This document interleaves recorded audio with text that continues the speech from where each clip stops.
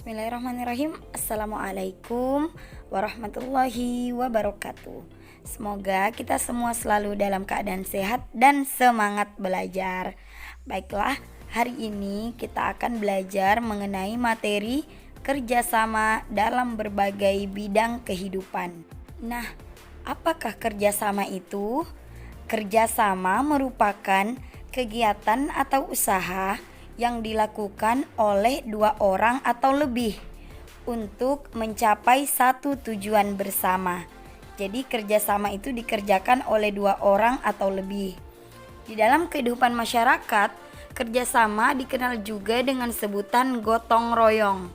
Gotong royong yang dilakukan oleh masyarakat Indonesia merupakan perwujudan semangat Pancasila, yaitu lebih tepatnya sila ketiga Pancasila, Persatuan Indonesia. Jadi kerjasama atau gotong royong adalah perwujudannya sila ketiga dalam Pancasila. Gotong royong merupakan ciri khas dan budaya masyarakat Indonesia yang didorong dengan adanya kesadaran bahwa manusia memerlukan bantuan orang lain dan manusia dapat hidup secara wajar apabila bersama dengan manusia lainnya. Baiklah, selanjutnya kita akan membahas bentuk-bentuk kerjasama. Bentuk kerjasama dalam kehidupan bermasyarakat, berbangsa, dan bernegara dapat nampak dalam kehidupan sosial politik, ekonomi, keamanan dan pertahanan, dan kehidupan umat beragama. Nilai ketuhanan dan kemanusiaan, persatuan, musyawarah, dan keadilan merupakan nilai-nilai Pancasila yang mendasari kerjasama atau gotong royong dalam kehidupan berbangsa dan bernegara. Jadi, bentuk-bentuk kerjasama itu ada banyak ya. Bentuk-bentuk kerjasama yang pertama adalah kerjasama dalam bidang kehidupan sosial politik. Landasan kehidupan sosial politik masyarakat Indonesia adalah sila keempat Pancasila yang berbunyi kerakyatan yang dipimpin oleh hikmat kebijaksanaan dalam permusyawaratan perwakilan. Sila keempat pada prinsipnya menegaskan bahwa bangsa Indonesia akan terus memelihara dan mengembangkan semangat bermusyawarah dalam perwakilan. Kemudian, bentuk-bentuk kerjasama yang kedua adalah kerjasama dalam bidang kehidupan ekonomi.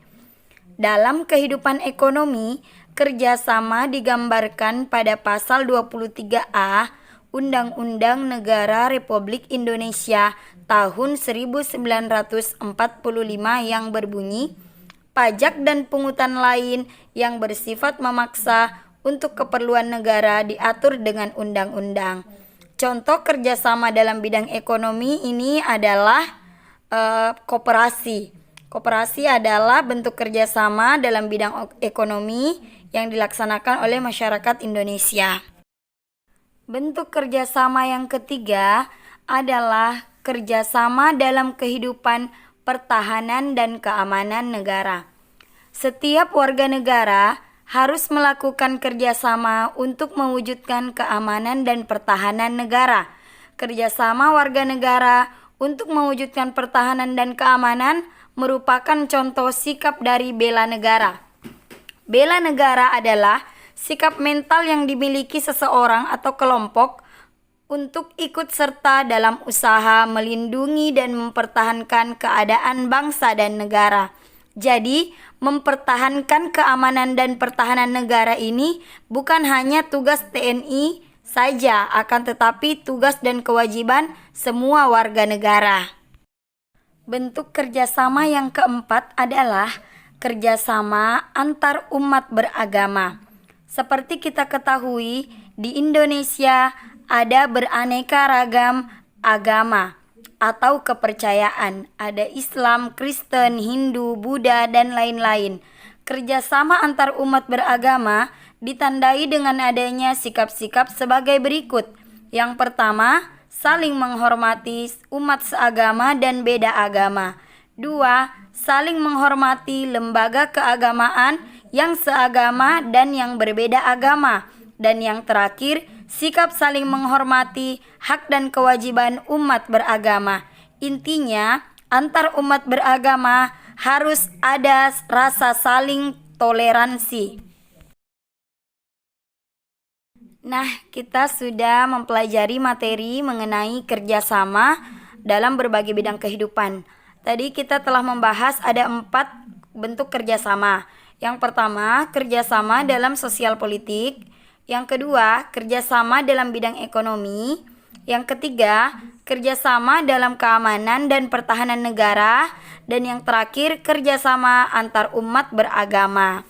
Nah, bentuk-bentuk kerjasama ini dihafal dan dipelajari baik-baik. Ingat, kenapa manusia perlu kerjasama? Karena manusia adalah makhluk sosial yang tidak bisa hidup tanpa bantuan orang lain. Ya, alhamdulillah, sampai di sini dulu materi pembelajaran kita pada hari ini. Insya Allah pertemuan selanjutnya akan kita lanjutkan. Ibu akhiri, Assalamualaikum warahmatullahi wabarakatuh.